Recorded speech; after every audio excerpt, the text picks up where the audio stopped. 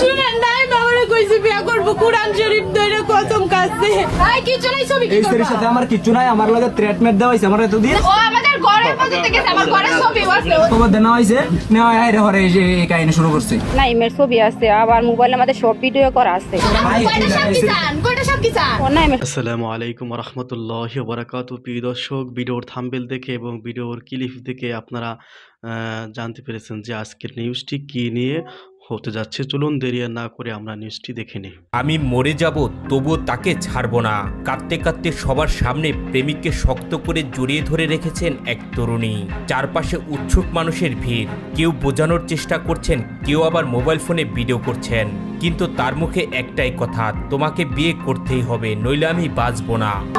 শুনেন নাই বাবারে কইছি বিয়া করব কোরআন শরীফ ধরে কসম কাছে কয় বছরের সম্পর্ক আপনাদের? 10 বছর 10 বছর 6 থেকে সম্পর্ক।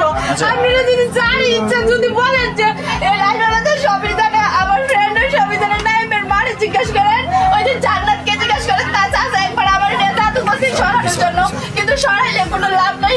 নাইম শাশুড়ি তো আমার কাছে আইছে, তার সাথে জাদু করেও পারছে না, তার সাথে জাদু করেও পারছে না।